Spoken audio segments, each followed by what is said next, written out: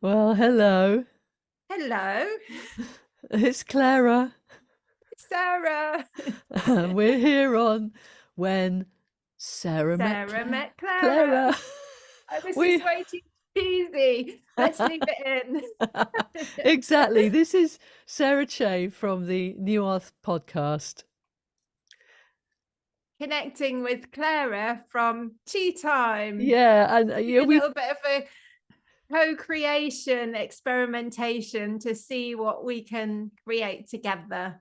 absolutely, and both of us love interviewing people, and it can be, quite a serious business, although there's fun within that seriosity. And we just sort of felt like doing something a little bit more informal, and sort of a check in with each other, both as sort of empowerment coaches and energy players, and also being fascinated by the seasons and what's rolling round at the moment. So we just felt that we'd have a chat on camera and on podcast for you. So this will be showing live on Tea Time TV channel as well as the podcast channels too. So we're sort of trying to get it out everywhere that we can, aren't we?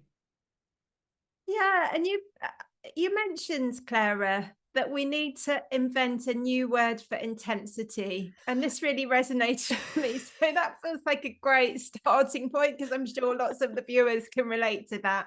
It's like, what is going on in Oh. 2024? Well, last year was like full on, and it's like whenever we say these words of like, so I banned myself from using the word busy because I think it promotes this sort of busy mindset, and I started to use the word well occupied, and that sort of felt a bit like public convenience. But anyway, or not. but but this intensity, this ramping up of the energies, the all these solar flares that are like increasing, and it's just like it was mad last year. It's bonkers of words that we could use, but so that does imply a certain amount of mad weirdness, but there's also something very quintessentially intense, oh, there's that word again, about what is birthing at the moment, and it's that almost like compression of us or something. What do you think? Yeah, I am feeling intuitively to give myself time. It's almost like it's really interesting. It's almost like there's this acceleration happening. And so, in order to keep up, I need to do less, if that Yes, makes any sense. It's almost like absolutely. counterintuitive. It's like there's no point trying to keep up with it. No. So, let's just like, like more can happen with less. That's what I'm finding. Yeah, and So, it's allowing that space for myself there's a to challenge there, isn't there? There's create ultimately, or recreate, or co-create, or yes. however that looks. Exactly. So it's not, I mean, it is about giving yourself space, but it's also daring to step out of the trying to make things happen and going into trusting that that which wants to happen and birth through will do so in the space if we can give the space. The space is the point, the void of all possibility. And anybody who's creative will know this. You can't create under pressure. I mean, I don't think so. I think the inspiration needs to have space to be able to drop in, doesn't it? And that other piece that you said about needing to rest, and it's like resting is not giving up. Resting is surrendering to what is. And just like the in and out breath, we need to rest and play. I nearly And said it's where work the there. creation can come through, because if we're just doing the same thing, sort of, racing to kind of keep up with whatever that may be, we're on in a treadmill. We're just regurgitating in a way. Whereas if we allow that expansion, anything can drop in, anything's possible.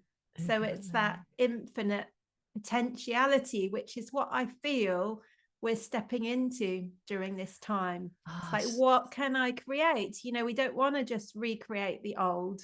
We no. want to allow something new, something different to drop in. Totally, Sarah, totally. And if we keep doing that, what's that phrase? If you keep doing the same old stuff that you've been doing, you're going to keep getting the same results. It's like, okay, well, what happens if I do nothing? Well, doing nothing means you're breathing for a start, so it's not actually nothing. And if you allow that breath to lead you into a form of relaxation and deepening into the fact that you're part of nature and nature will always support you, and you can decompress and your nervous system can soften and relax. And this is what I did over the most of January. It's like I just stepped back, and sounds like you did a similar thing. And a lot of us would feel called to that, and we don't want to be made to feel guilty for making that choice either.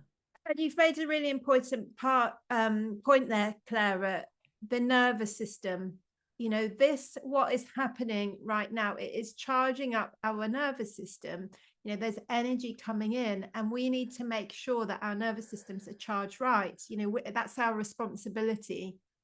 So if there's a lot of input, with the solar flares, everything that's happening, like we say, we need to decompress, we need to ground, we need to make sure we're resetting, recalibrating, integrating, allowing that space to raise our vibration. It can't just, it can't just necessarily just happen instantaneously. There's a whole process that happens around that.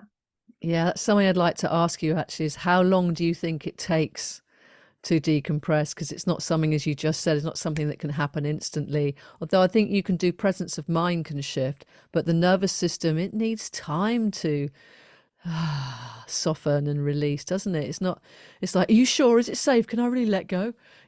How long do you think it takes us to really reset the nervous system?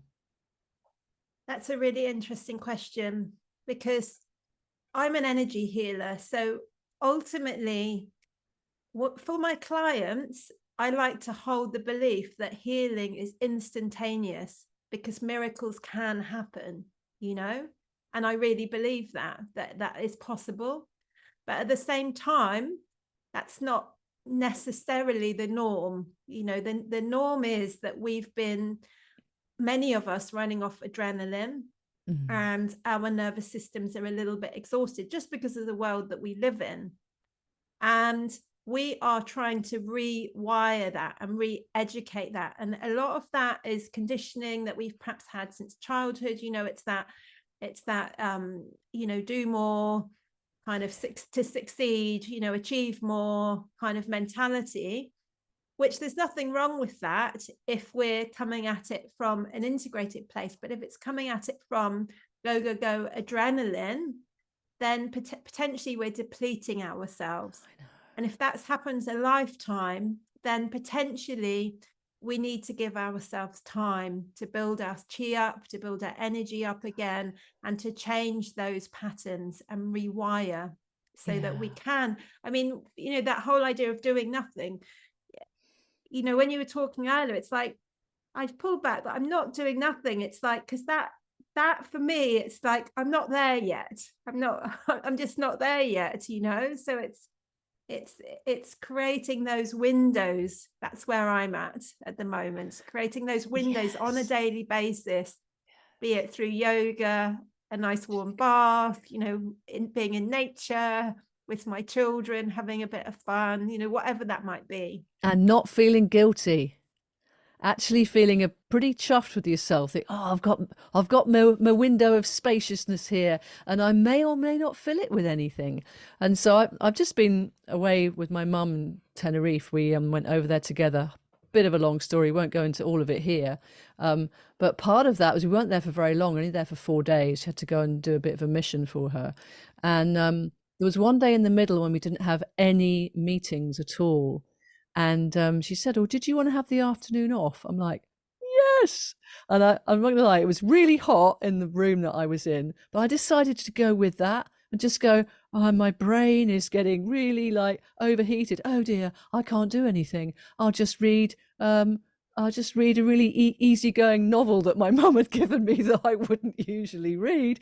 But it was like, take your foot off the gas, sister, just for the afternoon.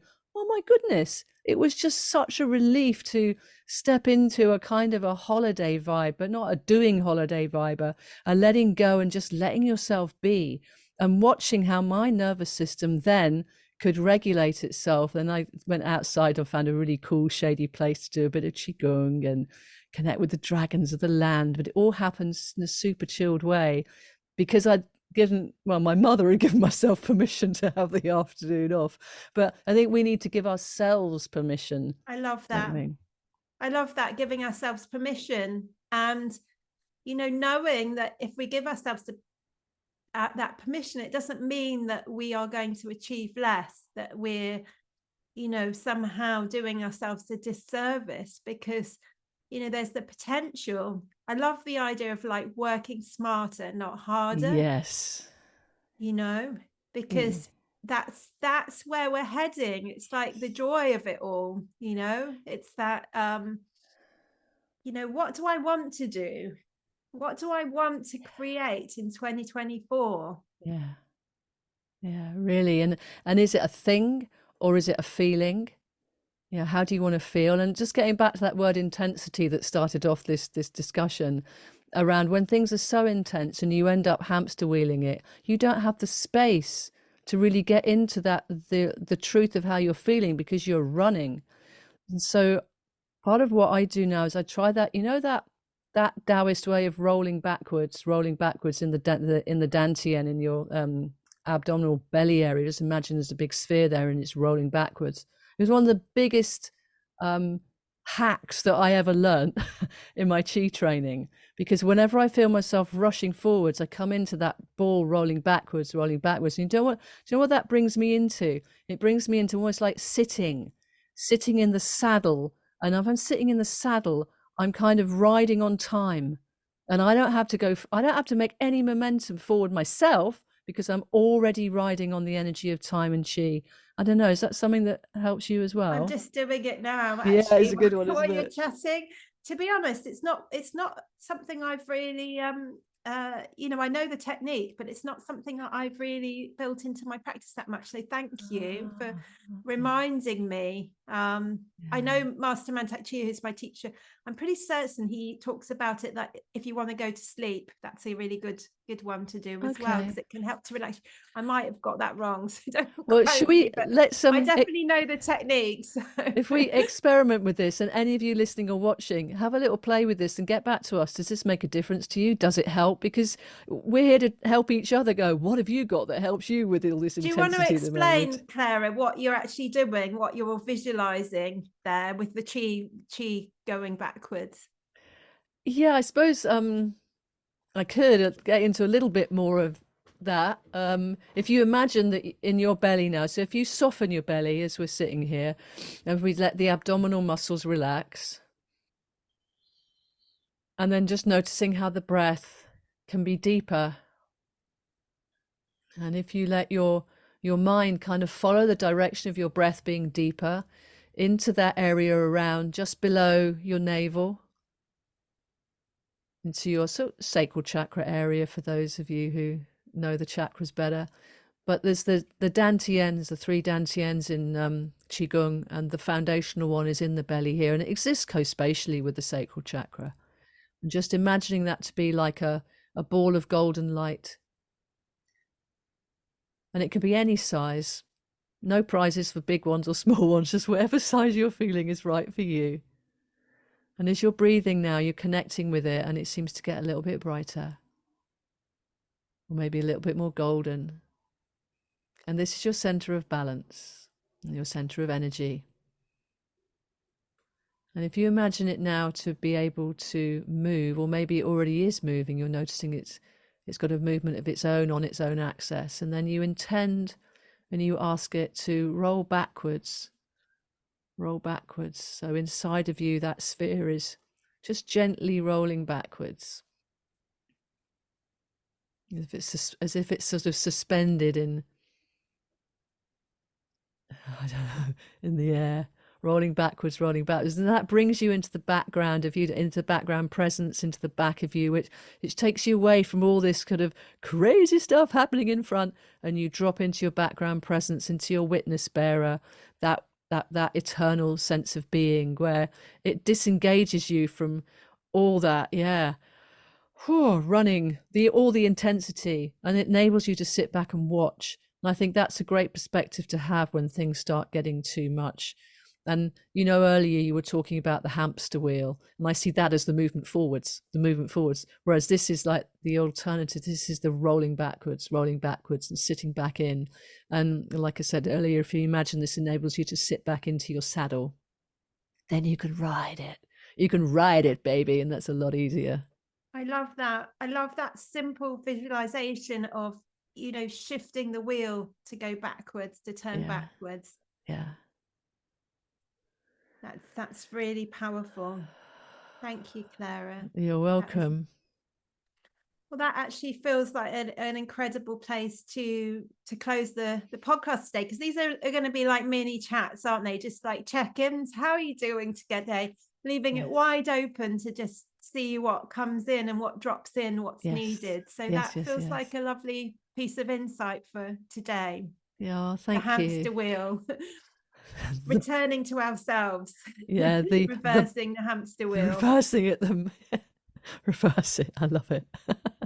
So it'd be great. Anyone that wants to comment on this, let us know how that works for you.